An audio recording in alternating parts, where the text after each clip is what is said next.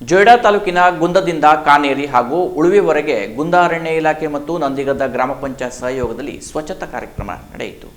ಈ ಸಂದರ್ಭದಲ್ಲಿ ಮಾತನಾಡಿದ ಗುಂದ ವಲಯ ಅರಣ್ಯಾಧಿಕಾರಿ ನೀಲಕಂಠ ದೇಸಾಯಿ, ವರ್ಷವೂ ನಮ್ಮ ಅರಣ್ಯ ಇಲಾಖೆ ವತಿಯಿಂದ ಸ್ವಚ್ಛತಾ ಕಾರ್ಯಕ್ರಮ ಕೈಗೊಳ್ಳುತ್ತೇವೆ.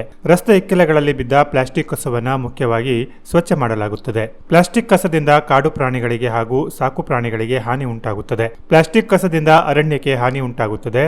ಕಳೆದ 15 ದಿನಗಳಿಂದ ಉಳವಿಗುಂದ ಭಾಗದ ಗ್ರಾಮ ಪಂಚಾಯತ್ ವ್ಯಾಪ್ತಿಯ ಎಲ್ಲ ಕಡೆಗಳಲ್ಲಿ ಸ್ವಚ್ಛತಾ ಕಾರ್ಯ ಕೈಗೊಂಡಿದ್ದೇವೆ.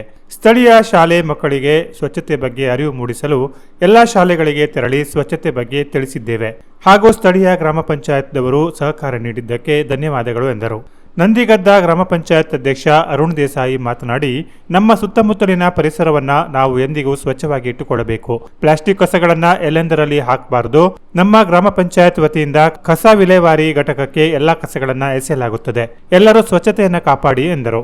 ಈ ಸಂದರ್ಭದಲ್ಲಿ ಜೊಯ್ಡಾ ಬ್ಲಾಕ್ ಕಾಂಗ್ರೆಸ್ ಮಹಿಳಾ ಅಧ್ಯಕ್ಷೆ ಸುಕನ್ಯಾ ದೇಸಾಯಿ, ನಂದಿಗದ್ದ ಗ್ರಾಮ ಪಂಚಾಯತ್ ಪಿಡಿಒ ಮೊಹಮ್ಮದ್ ಹನೀಫ್, ಸಿಬ್ಬಂದಿಗಳಾದ ಗಜಾನನ್ ಸಾವರ್ಕರ್, ನಾರಾಯಣ್, ದಿನೇಶ್ ಹಾಗೂ ಅರಣ್ಯ ಇಲಾಖೆಯ ಡಿಆರ್ಎಫ್ಒಗಳಾದ ಶರತ್ ಐಹೊಳೆ, ದಯಾನಂದ ಮೂಗಲಿ, ಮಂಜುನಾಥ್ ಜಾಧವ್, ಬಸವರಾಜ್ ಹಾವೇರಿ, ಇತರ ಅರಣ್ಯ ಇಲಾಖೆ ಸಿಬ್ಬಂದಿಗಳು, ಊರ ನಾಗರಿಕರು ಸ್ವಚ್ಛತಾ ಕಾರ್ಯಕ್ರಮದಲ್ಲಿ ಪಾಲ್ಗೊಂಡಿದ್ದರು. Canara plus news, Joida.